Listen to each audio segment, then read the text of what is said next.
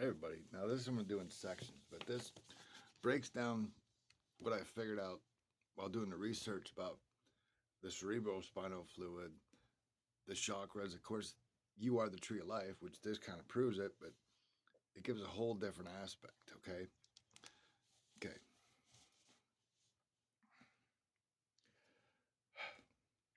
Okay. Issuing from or within this boundless light, there manifests what is called the tree of life. Again, like I said, you are the tree of life. That's why your fingerprint resembles a tree core, and it's called your root chakra. Okay. Quabbalists have produced a conventional glyph indicating thereupon 10 numeration or Sephiroth. I'm not sure if I spoke that right, but which are the branches of the tree growing or evolving within space. 10 different modes of the manifestation of its radiation, 10 varying degrees of but one ubiquitous substance principle. The first of these numeration is called Kether, the crown chakra. And it is first manifestation from the unknown, a concentration of the infinite light. As the radiant apex of the heavenly tree, it is the deepest sense of selfhood and the ultimate root of substance. It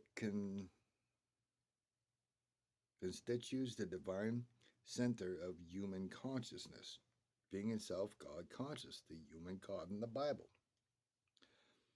All the other principles which comprise with what we call man being rather like so many layers of an onion around central core.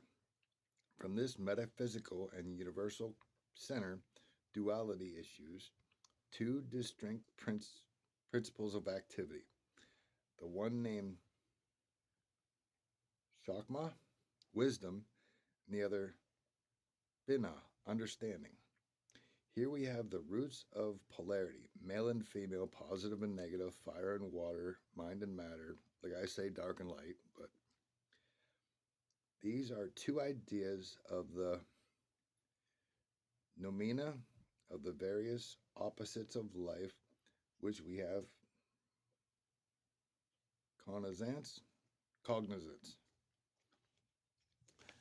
These three emanations are unique in a special way, and they especially symbolize that lights which shineth in darkness, the light of the spiritual self, as light shines into darkness, illuminating it without suffering a dominion of its own existence. So the workings of the supernals, as these three Sephiroth are called, overflow from the exuberant being without, thereby diminishing in any degree the reality of infinite variety of the source. Oh, vitality of the source, excuse me. They are considered hence to have but little relation with the inferior Sephiroth that issue from them, except as stem and root. Yet, though hardly in a philosophistic relation to our phenomenal universe, we find when engaged in magical working that it customary, even necessary, to open ourselves by invocation to its influence, so that the divine power of the supernatural light descending through the human mind may sanctify and accomplish the object of ceremony itself. And that breaks down why these celebrities, they're doing it all wrong. They're going these demons to do that instead of going to God and the angels. But hey, do your thing. I mean, that's why you're all fucking crumbling and failing and getting punished, right? God don't fuck around. The supernulls are often portrayed diagrammatically and symbolically as a woman clothed with the sun, stars above her head, and the moon at her feet. this typical anima figure of modern psychology. Okay, and that is a reference to your cult that I've been breaking down and exposing to you, which is, where's that?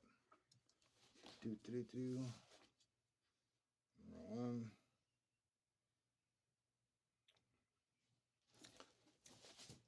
Occult Triangle and Masonic Lodge.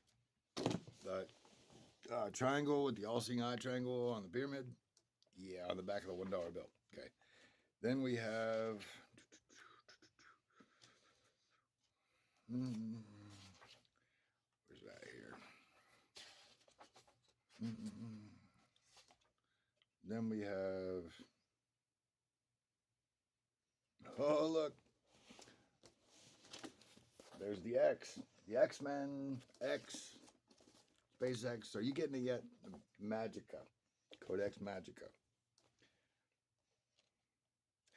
The Rusher is also commented on the triangle within the circle, the very logo of Alcoholics Anonymous, from a page right out of the Rosterian manual.